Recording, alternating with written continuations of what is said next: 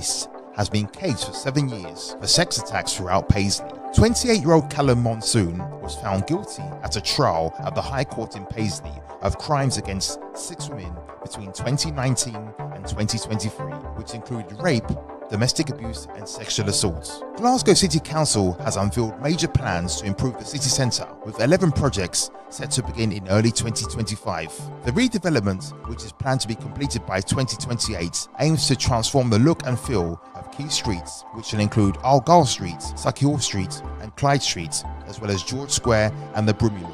Scotland's former First Minister, Alex Salmond, was in the best of health before he suddenly collapsed and died on Saturday the 12th of October at the age of 69. The former MP and MSP, who led the country between 2007 and 2014, became ill while attending an international conference in North Macedonia. He was having lunch when at around 3:30 p.m. local time fell into the arms of a fellow delegate after suffering what is thought to have been a heart attack. Sir Keir Starmer has defended the government's plans to overhaul and increase workers' rights as pro-growth. He told a major business summit in the UK he would scrap regulation that holds back investment and would ask regulators to prioritise growth. The government's Employability Rights Bill proposes a number of changes, including to sick pay and parental leave, but some business groups are concerned about how they would work in practice, and there are fears some may put off hiring new staff. And now for African news. A second train crash in recent weeks has left many people injured in Egypt. On the morning of Sunday the 13th of October, a locomotive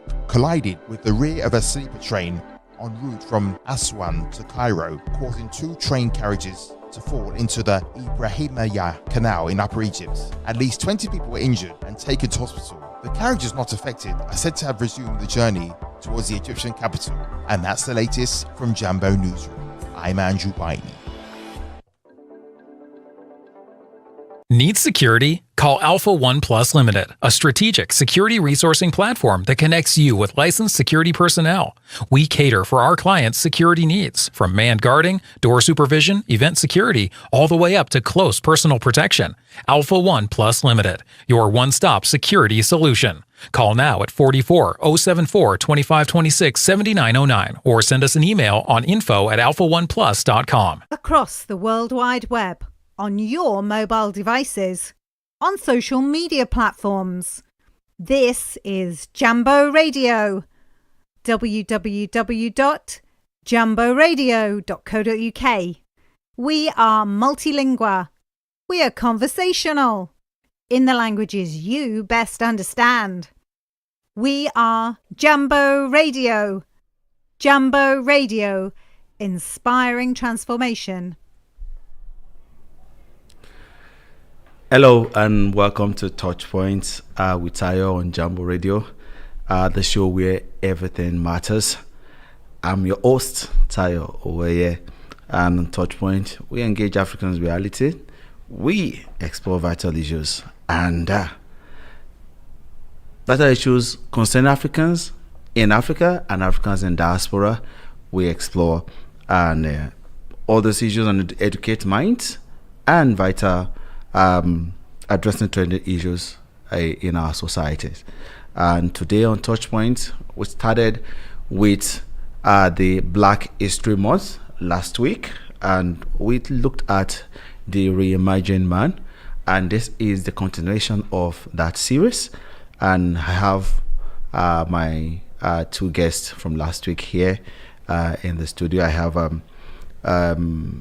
Sogbaike Gbenga, a content marketing professional, and Joshua Oluwadare, Odunowo, customer service consultant. Hello, Gbenga and Joshua. Joshua is with me in the studio, and Gbenga is live from England. You're welcome to TouchPoint. Can you hear me? Yes, we can hear you. Okay. Yeah. It's nice to be here. Yeah. Thank you so much. You can join the conversation as usual on Jambo Radio, YouTube platform, Facebook, which is Jambo Radio Scotland, and also on X at jamboradio.scot, on Instagram at jamboradio.scotland, and you can email us info@jamboradio.co.uk. Send us a comment, your questions about the Reimagined man, and we go right into our discussion today. I will start with Joshua. Joshua, last week we talked about man generally in terms of political landscape, but I want us to zoom in on the reimagined man in terms of the Africa landscape and perspective. Okay. So, what does it mean to be an African man in diaspora? Okay, thank you very much, and it's good to be back again today. So, basically, for me, I believe being an African man or an African in diaspora means navigating a dual identity, trying to maintain connection to your cultural roots, and also adapting a new culture. That's what it means to be an African man in the diaspora. You find yourself, there's a toggle between two different cultures and trying to blend in. And as Africans in the diaspora, we face so many challenges, like stereotypes. There are a lot of stereotypes the world have about African men or Africans in general. Cultural stereotype, struggling to adopt a new culture. For me, for example, being an African man from Nigeria, Yoruba man, for example, I still struggle with, Yorubas, we are strong on respect, and our culture is very strong on respect. Practical example, there was a day at work, the head of my department, that's general in the whole of the UK, she came to our Glasgow office. So as I was stepping in, I saw her at the reception. So, my first action was to try to help her carry her bag. And she was looking at me like I was trying to steal from her. And immediately I snapped out of it. It's something you have to do just to show that you respect that person. And sometimes I find myself bowing down to greet some of my superiors at work. So, it's still a struggle, but generally, being an African man in diaspora, like I said earlier, it means trying to blend into different identity. Gbenga, what will be your point on this? I agree with him 100%. I don't know if there's anything I need to add, but it's a balancing act. It's trying to juggle different realities, different expectations at the same time. It's trying to adapt to a different way of life, especially if you were not born here, if you migrated from Africa. It's trying to balance, everything at the same time, and still and function in a society that is not exactly like the one we come from. So it's dealing with a lot of, maybe not a lot, but dealing with different stereotypes or labels. It's you trying to convince people that you have the capacity, in some sense, to do or to make things happen, right? And again, when you're now a Nigerian, then it comes with additional labels that you need to do. So, yeah, it's not bad. Like, the way I see it, right? I don't think it's something that should dissuade anybody from trying to maybe migrate if you intend to, or anything. It's life, right? You navigate, the different norms, different expectations, and all that, and just be yourself in the end. Thank you, Gbenga. If one will not bring this up in terms of how can, in quote, do we have a singular definition of an African man, or there are several perspectives to the definition of an African man? Well, so first, I think I agree with you that to put everyone in a box and say Africans is quite limiting. It's something you find people do Yeah, right. People want to go to Kenya or Togo. They'll say, I'm going to Africa. Like Africa is a room or or a classroom, something, right? Or you meet someone and you say, I'm Nigerian, and then they ask you if you know somebody that lives in Egypt, and you start wondering, what are you talking about, right? So, yeah, it's. I understand it, yeah. So there's a way that's there's a way people box everyone into the same stereotypes, into the same culture and all that. And Africa is very diverse. Yeah. Perhaps it's the most diverse continent, right? So a Nigerian man is not exactly the same. In fact, it's very different from maybe a Kenyan or a Togolese or even Ghanaians that we have a lot of similarities with. There are still some differences, right? And again, I would always say that it's one thing to be black, it's another thing to be Nigerian. Being Nigerian also means that you have some experiences that are not exactly the same, or that people from other cultures may not have.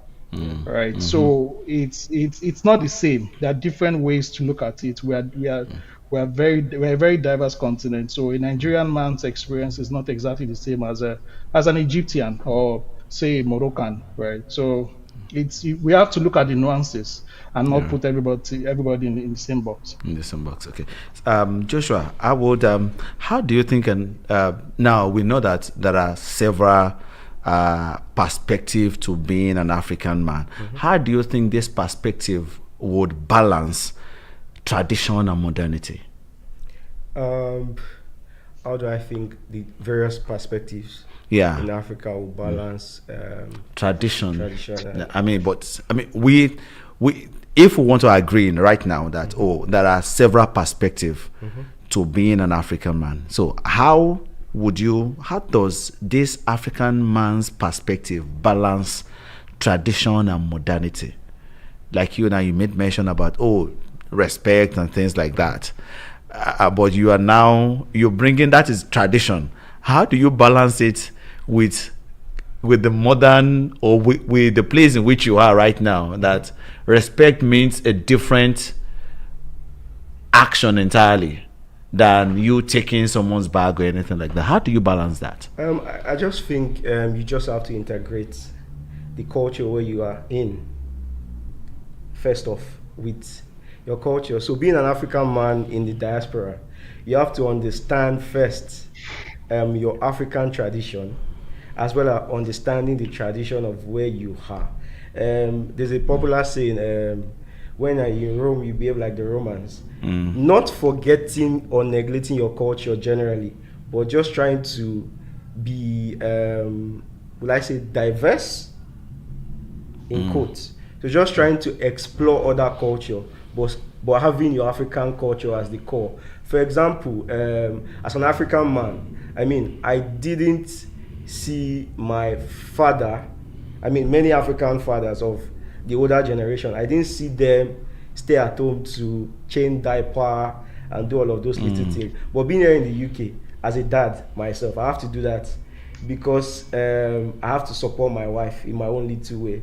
So still understanding that as an African man, there is this cultural belief that you're the head, you're the sole head of your family, but still trying to understand that at the core of everything, you have to be able to shaping yourself to the culture and the reality of the society you find yourself, basically. So I think that is bringing me to the issue of masculinity. Yeah.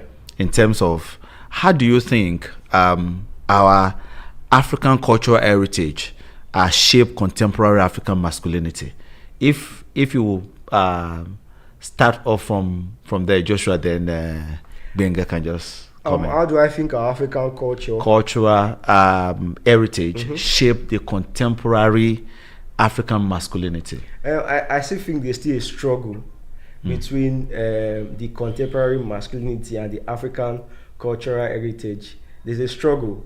Like the example I made, you still struggle to balance.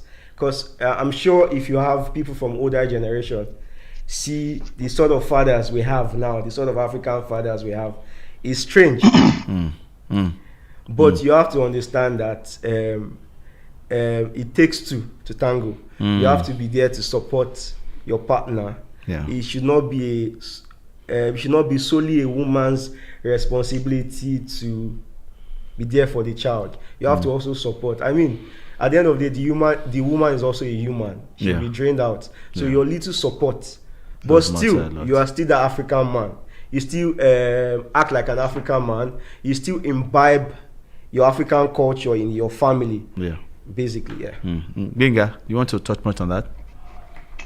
Yeah, I think it's quite simple. It might seem like there's a clash between what we call the African masculinity, which is, let's be honest, it's quite old. It's outdated. Many of those practices are quite outdated, and I think they should never have even they should never have even existed or happened in the first place, because your wife is, and I'm using the example of a married man and his wife. Your wife is not your maid. Your wife is your wife.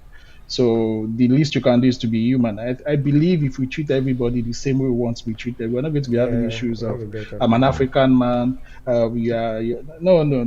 No. I will not let any man. Hopefully I will have a daughter in future. If you come to my house and see that rubbish of I'm an African man, this is how I do things, I'm going to kick you out of the house.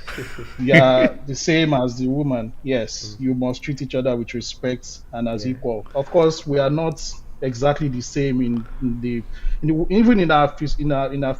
way we are built as human beings, in the biology, in the physiology, or whatever, right? But we are humans. We need to treat each other with respect, and I think that's the only way we can have a society that works, right? It's just being human and treating each other with respect. That's it.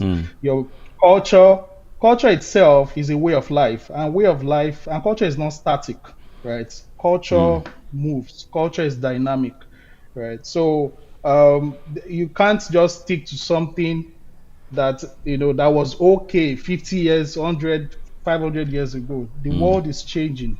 Now, I'm not saying that we should lose some of those things that make us what we are, but I'm saying that we should be human. If you're human, you will know the compromises that you need to make, and it does not in any way affect your masculinity or your ego or anything, right? It's when we want to draw too much on what some people that died 500 years ago invented that we start having issues. These things worked in their own time. This is a different era. I grew up in a home where my dad, I didn't see him change because I was probably too young. But I saw him, take care of us, bathe us, do all those things. So it's not strange to me. It's not new, right? I grew up also taking care of other people's babies, maybe aunts, uncles, and all that. So there's nothing new about that. Just be human and respect people and treat them the way you want them to treat you. Everybody will be fine. So there is, the concept of decolonization is coming up and is an ongoing thing. I've had scholars, those who believed in decolonization. I've had those who said it's just time. It's just about time. There was a time that happened. This is our time. What are we now doing? How do you think, in terms of that concept of changing, how do you think African men are redefining their cultural identities in today's world? Joshua? How do I think the African men are redefining? I think now we now have more African men who are more emotional. Back in the days where there's a concept as African men that we are built tough and we have to be tough. You should not show certain emotions. Now you now have more African men being open in relationship. Communicating more, trying to understand the woman's side, as well as, like you said, be human basically. Because I don't see a concept whereby you have to be lord generally over someone because she's your wife. So we now have we now have more African men being open. They communicate more. You try to understand the person you are with, you are in a relationship with, and you are human basically. We are becoming more human, becoming more open, showing more emotions. Crying more if you have to. And Gbenga, you have an idea of some of sociological issues and concepts. How do you think systems over time have historically affected or shaped the traditional African concept of masculinity? I mean, in terms of systems, we had colonization, we have slave trade, now we have neo-colonization and every other thing. How has it changed? Or do you think those systems actually affected the shaping of African masculinity? And how does that decolonization looks like today? Yes, I think it did. From we've gone through different phases and different points in history as Africans, and there's of course some of these things that we've gone through have all culminated in who we are today. Colonialism, for example, has shaped the psyche of the African man. It is more evident in some parts of Africa than in others. For example, in those parts of Africa where they experienced apartheid, it's quite different from even their disposition, and the way they see things may be a bit different from the way we see things. You look at Black Americans and Africans who have never experienced the kind of things, or who did not experience that on the scale that the Black Americans did. We are not exactly the same. We have shared experiences, but we cannot fully claim to understand 100%, what a Black American man thinks of his society or thinks of the world. So yes, these experiences have shaped us one way or another. The process of decolonization is us trying as much as we can to understand, or to go back in history to understand who we were and how we have changed over time, and then try to see how we can, the one of the issues I see with us is that many of us don't even understand, or we don't know who we were. We have no sense of history. We have no knowledge of history. It's almost as if it's been wiped off, right? And if anybody can wipe off your history and tell you the story they want you to believe about yourself, you literally will do whatever it is they want them to do. And I think there is a need for Africans generally, whether we are men or women, to go back and study history, to go back and understand how we came to be what we are today. And it starts not just it is not a government thing, right? I was lucky to do history when I was in school, thankfully, which is good, and I hope they bring it back. I studied in Ogun State, so I think our syllabus was a bit different from the Lagos State one. But I've also gone ahead to educate myself. Everybody needs to educate themselves. Every man, every woman, you need to educate yourself to understand many of these issues, to understand how these things affect you, right? A lot of time you pick the wrong side if you don't understand history. So that decolonization process will start with education. We need to educate ourselves. We need to educate each other. We need to have forums like this to talk about these issues. It's not about hatred or hating on anybody. What has happened has happened. This is the time to ensure that it does not repeat itself, right? And the only way to not repeat itself is by knowing your history, right? I could give examples of different cultures across the world. I could give examples of the Jews, for example. You can say what you want about them. One thing they've done is to never let anybody forget what they went through, who they are. They dedicate resources to ensuring that part of their history, and maybe their entire history, is well preserved. We need to do that as Africans as well. We need to preserve our history as Nigerians, as Yoruba, as Igbo, Hausa, whatever ethnic nationality you belong to. You need to protect that history, and that's one good way to decolonize your mind, when you have knowledge, real knowledge, truth, so facts, from your own perspective as well, because people tell the truth from their own perspective. What is the truth from the African perspective? What is the truth? That's what you need to figure out. As the Bible says, you shall know the truth, and the truth will set you free. I know we talked about leadership last week, and we zoom in more on Nigeria, but I don't want us to zoom in on Nigeria this time around, so that we don't get axed. You understand? But what role do you think have African men played in leadership? in the past? And how are those roles changing in politics, business, and community leadership today? Even for those of us who are in diaspora, what role are the men playing in building communities? Even for those who are in our host countries, to build the host countries as much as we are building our home country, because we are now in between two worlds, where we are staying and where we came from.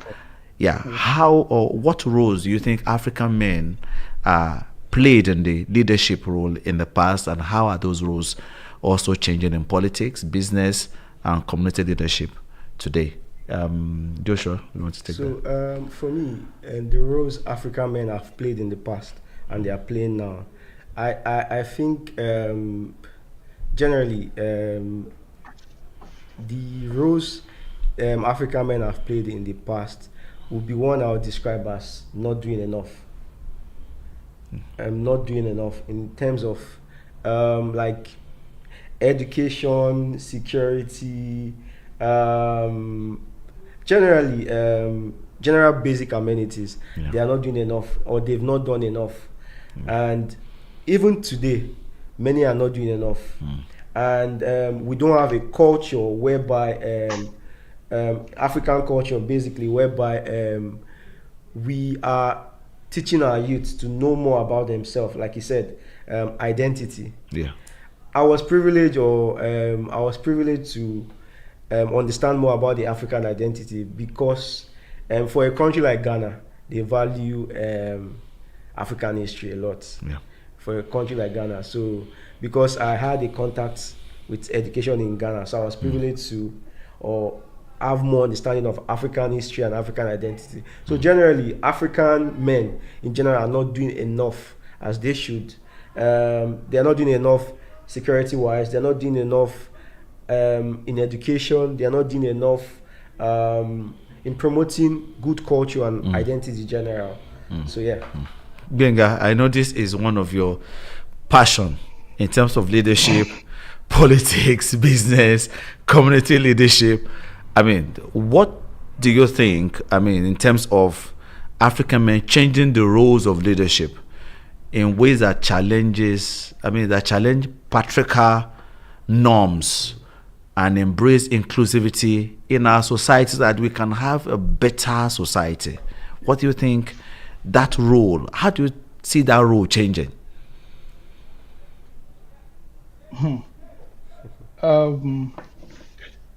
I would say it's a mix of, it's one of cooperation and conflict.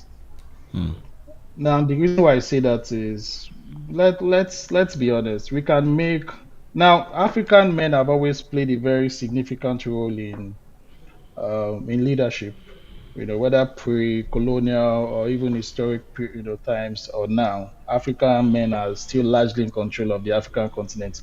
Now when you compare them to the African women, it's another conversation when you now compare them to the imperial tendencies, their counterparts and all that. Yes, but African men have largely, they've been in control of the resources, of the institutions, of of power and all that, right? So what I think will lead to more inclusivity in Africa is, one, cooperation, in the sense that we need to, and it's not just women, it's even the youth. The young people in Africa are being denied, because we have largely a youthful population.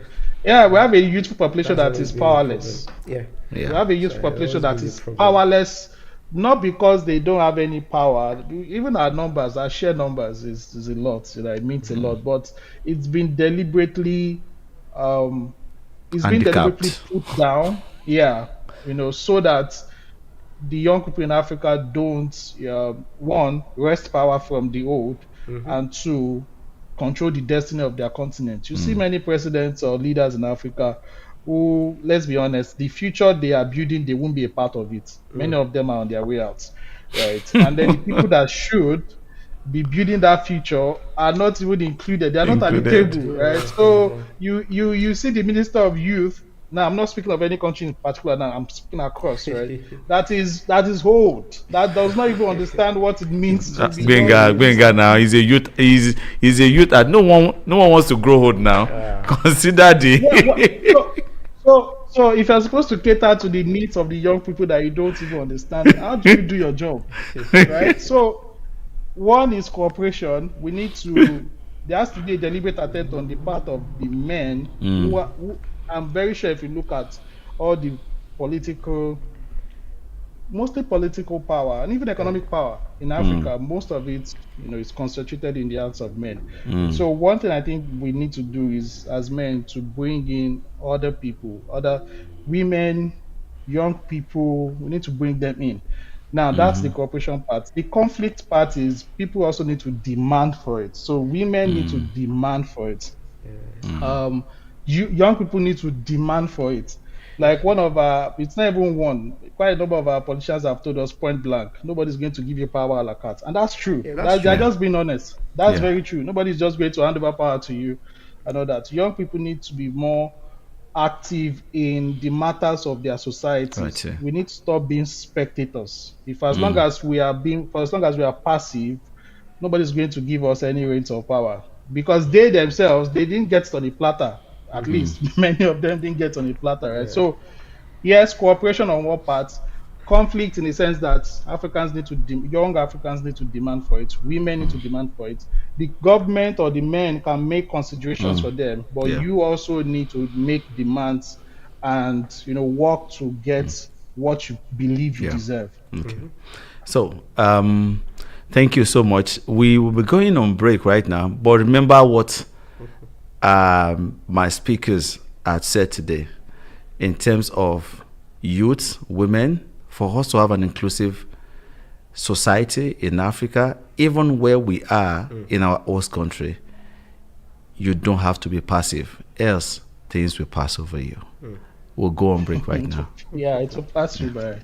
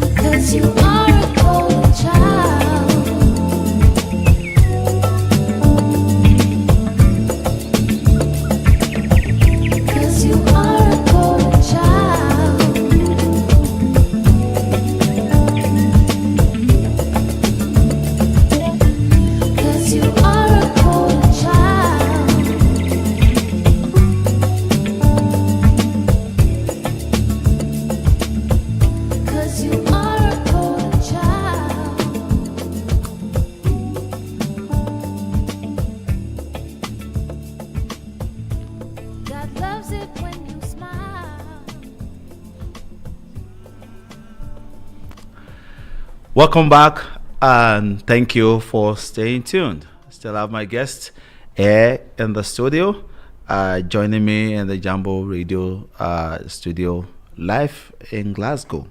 And I have Gbenga Sogbaike with me online from England. He's a content marketing professional.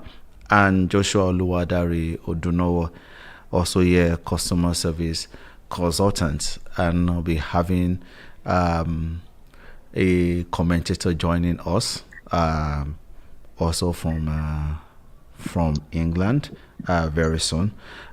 We have a question here from on our YouTube platform, and this is a question to my guests here, Gbenga and Joshua. It says, should modernity take away one's cultural values, traditions that are not against your rights, language, and dress culture? What do you have to say to that? Would you like to go, Joshua? Yes. Like what I always preach, Yeah. first off is, first you have to know yourself. To be able to integrate a new or different culture or integrate modernity, you have to have that self-identity. If you are caught to your identity, modernity shouldn't change your dress culture. It can influence your culture.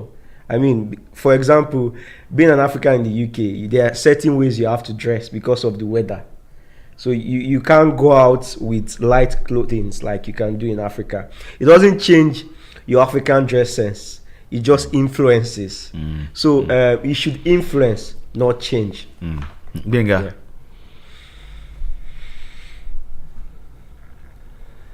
Gbenga. Is Gbenga there? Okay, can you hear me now?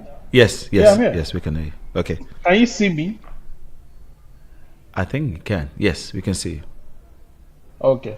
Yes. Yeah, so I agree. It should influence, not change. Right. The only part of culture that I'm 100% in support of changing is the oppressive part of your culture. Okay. Yeah, that should change. You know, your if there's any part of your culture that is oppressive, say to women or to children or to other people, yes, that should change.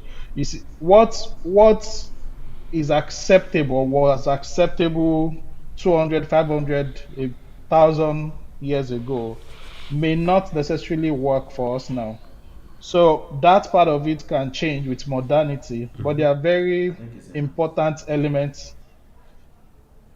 There's some noise in the background, but there are very important elements of your culture that should not change. They can be influenced, but should not change your language, your food, your dressing. You know, different parts of your culture. Those parts are enduring parts of culture that should stay. Right. That's my view on that. Oh, okay. Thank you, Gbenga, for that. And okay, is my commentator there? Can you just talk? Yes, please. Okay. Good evening. Good evening, everyone. Good evening, guests. Thank you, Lagwaja. Thank you so much. Let me give my commentator a name, Lagwaja. So, Mr. Lagwaja, talk. All right. Thank you very much to the guests in the house. I think what they've been discussing so far, they are the realities on ground. However, talking about if modernity should affect our culture and tradition, I think, like the first guest said, it shouldn't affect it. It should influence it. I agree totally with that. But we also need to agree on what kind of influence, in what way, and which area. And I could remember as well, the second guest talked about, yes, it's good to influence, especially the areas of our culture that are kind of against human rights, basic rights, women's rights, girls' rights, something like female genital mutilation, for example. Yes, modernity should have influenced such. so that we have that kind no more in Africa. The same thing regarding education. Children in Africa not going to school. It's not part of African culture. It's not our culture. Something happened along the line, but that's another discussion for another day. Again, we also need to realize that talking about modernity affecting, influencing our culture. Let me give you an area of entertainment. Let me use Nigeria for example. You Nigerians are doing very well when it comes to that. All over the world, irrespective of where anyone comes from, Nigerian music is still superb, respected. They are really loved. I've seen people singing Ashake's music, and they are white people, and they were singing in Yoruba.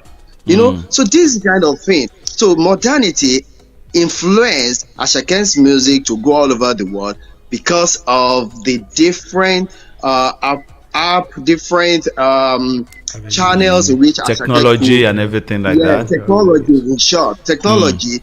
So these are the areas of influence. The same thing is happening to the entertainment, to the movie industry right now.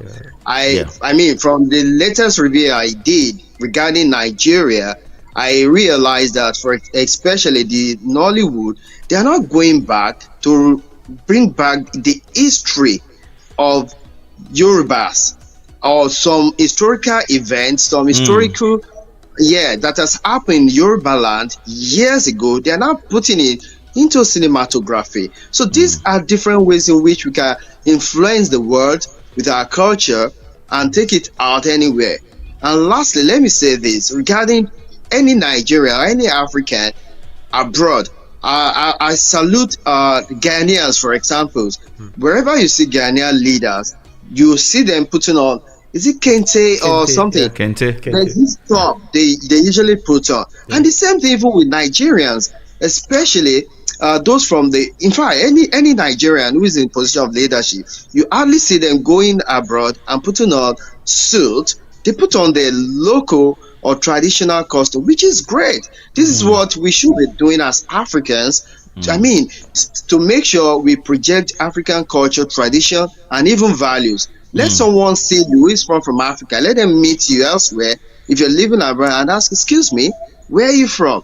When they ask you where are you from, it's because of either the way you dress or your mannerism, or there's a values they've seen in you that they are really fascinated with. So these are the ways we can project it.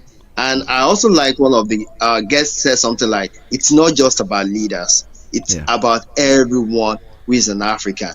Once you're an African, you are the brand of that continent wherever you go. It's not about leaders, it's about what you do as an African, it's about what you project as an African, and it's about who you are and what you are as an African. I mean, just like yesterday, I was at a private viewing of an art exhibition of a scholar, Evelyn Nicodemus, and it was basically African art, wonderful African art that talks about the story of women in the society, giving them a voice, and that is a way. I think that's just one of the ways that we can project our work out there. We can project our identities out there, even though the world is changing and technology is. We make use of this technology and still project those identities that we have. Because if you forget your identity, then who are you? We tend to just lose that, but still stay on Mr. Lagbaja on as we go. I want us to touch point on African father and husband. How are the modern African men reimagining fatherhood and husbandhood? How do you think they can balance traditional family roles and new expectations of emotional support, especially emotional support for their spouses and shared responsibilities? Can we delve into, I mean, those who are in the diaspora? Because the system is quite different from what you have in Africa and what you have in the diaspora. I mean, I don't know whether Gbenga wants to start off with that or Chisha wants to start off with it. Gbenga, do you want to go first? Okay. Go ahead. Okay, Joshua. Okay. Sorry, what's the question again? So is that how African are fathers and modern African husbands, fathers reimagining? How are they reimagining fatherhood and husbandhood? Okay, so like I said earlier, I think somehow I've touched on this briefly. So, like I said, I think African men now in diaspora or generally, modern African men, they are embracing more emotional openness and communication. Like I said, we're communicating more. We are showing more emotions. We are supporting partners. I mean, African men are supporting their partners career-wise. Holding down the home front is no longer a woman's thing now. I mean, you can't expect a woman who has gone for a 12-hour shift to come back and make you dinner. I mean, you should try and support your own little way. So I think African men are being more human. I'll borrow his word. We are being more human. We are supporting more emotionally, and we're communicating more basically. Yeah, we're actually carrying out a study on how men are actually managing the home right now. As I mean, for men who are also out of Africa, how they're managing their homes right now. But I would like to ask, what challenges do African men face in maintaining cultural traditions while adapting to this global shift? I mean, Gbenga, you can, before Mr. Lagwaja comes into that. Well, the world is changing, and the demands that the world makes of men is also changing.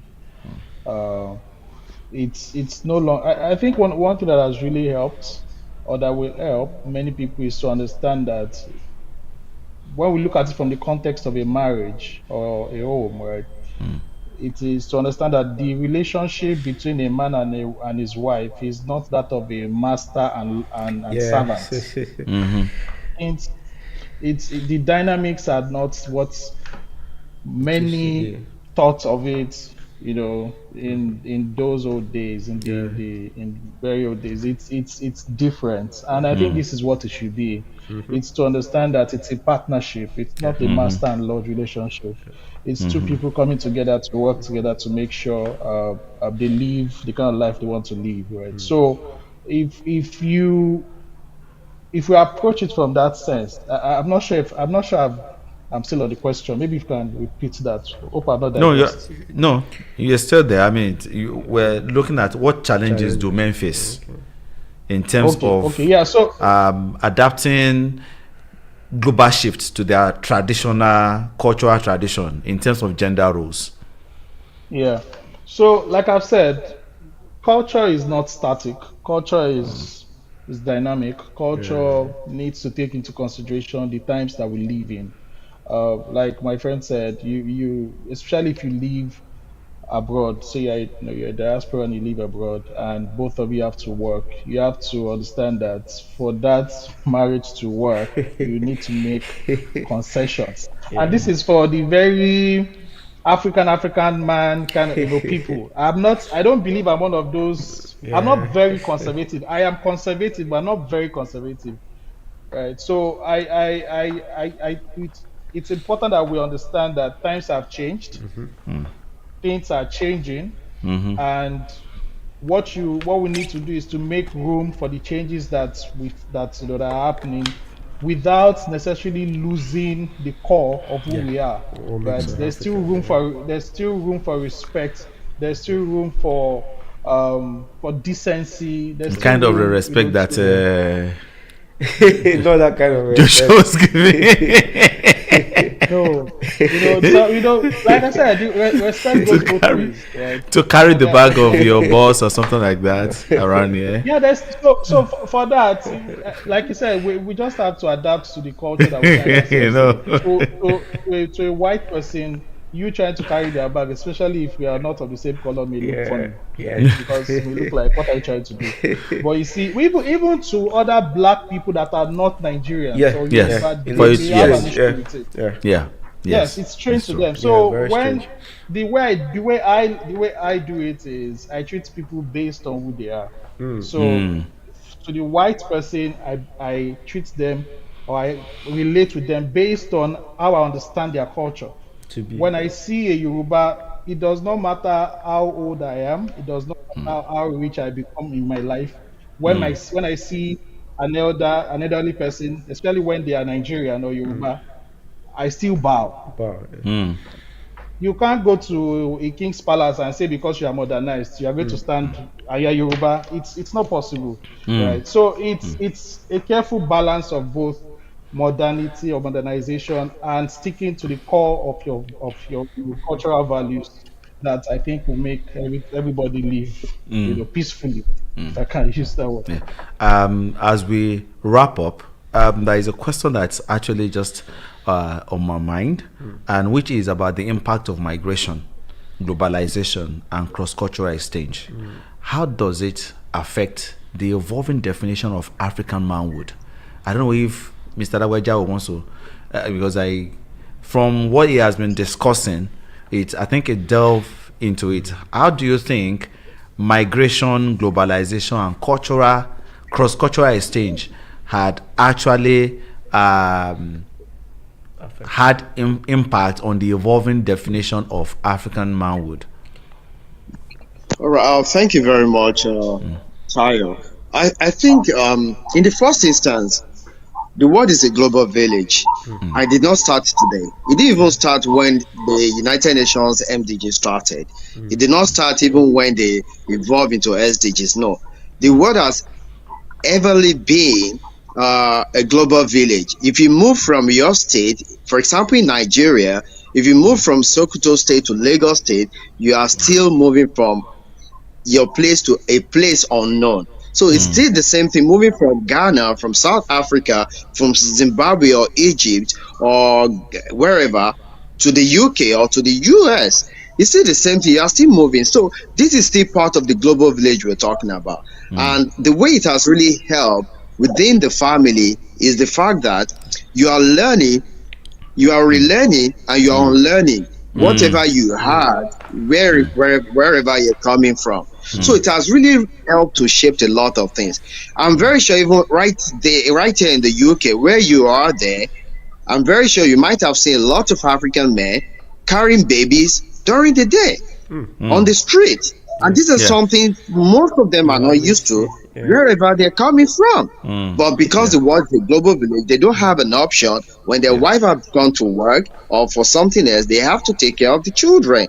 So the world is really evolving and it's shaping the way men are taking care of their husband. You see, most of the issues, of their wives, most of the issues we have within the home abroad for African men is because, or let me say, it happens only among African men who are not so close with their wives before going abroad, who do not have very good relationship with their wives. So when they go abroad, the reality setting, and when the reality setting, it affects them because they have never been supportive of their spouse even before moving abroad. But this global movement has really helped to make things better. And African men are thinking wider globally. Why they act locally, they are thinking globally to make sure family is first. And this is one of the best way going abroad has really helped African men, because it makes African men to think more of their family than themselves. Okay. So thank you so much, Mr. Agwaja. So in the remaining few minutes that we have, about 4 minutes that we have, can we just quickly look at how do you balance cultural tradition with the demand of modern business and work practices in a globalized economy for African men? Gbenga.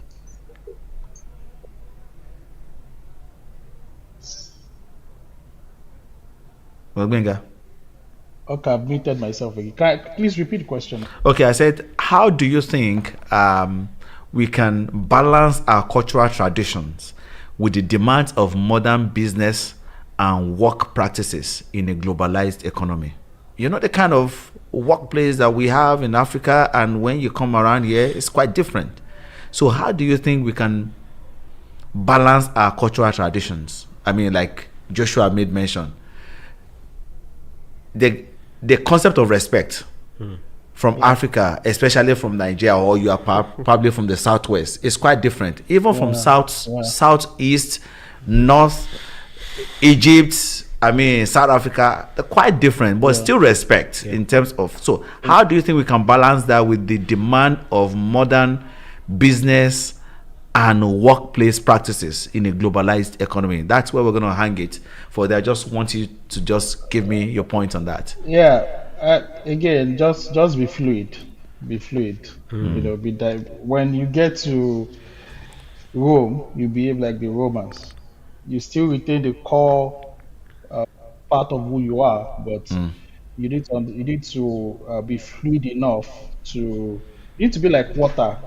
Now, not in the sense that you need to completely lose yourself, but you need to, because you live with human beings. You have to deal with human beings the way the culture of that society prescribes, right? So the way respect is, so the way we even express our respect for people in Southwest is very different from other parts, like you mentioned. So when you get to those parts, just understand the culture, which is why it is important that when you move to a new place, or when you get, or even if you move from one company to another, you need to understand what is the prevailing culture in that context, and then make the necessary modifications that you need to make so that you can fit in within that culture. But there are times when you will never fit in within the culture, but when you get to that point, you will always know, and then you can always move to somewhere else. Okay.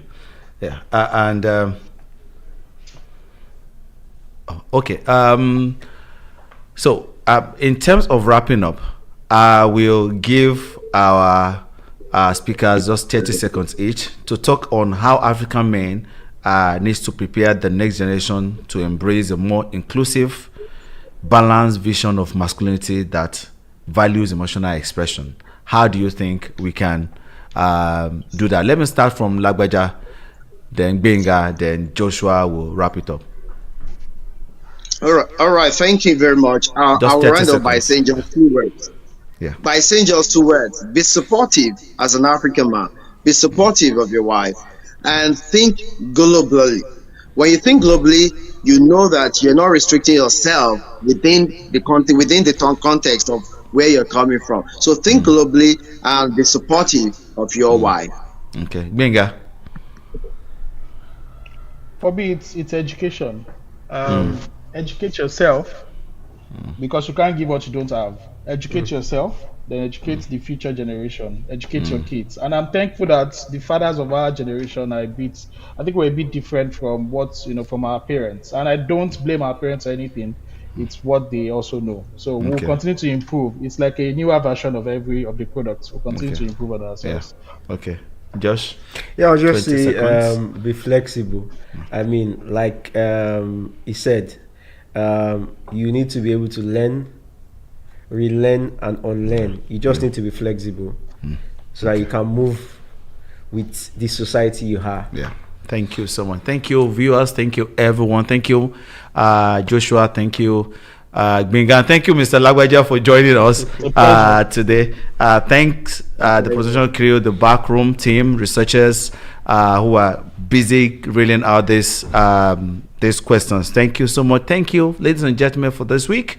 And remember, life's journey unfolds uniquely. Run your race to attract grace, for it is only within the race that grace can find its expression. Until next week, have a good night. But I know, 'cause I feel your rhythm echo. Try and go. Wow. This is much more.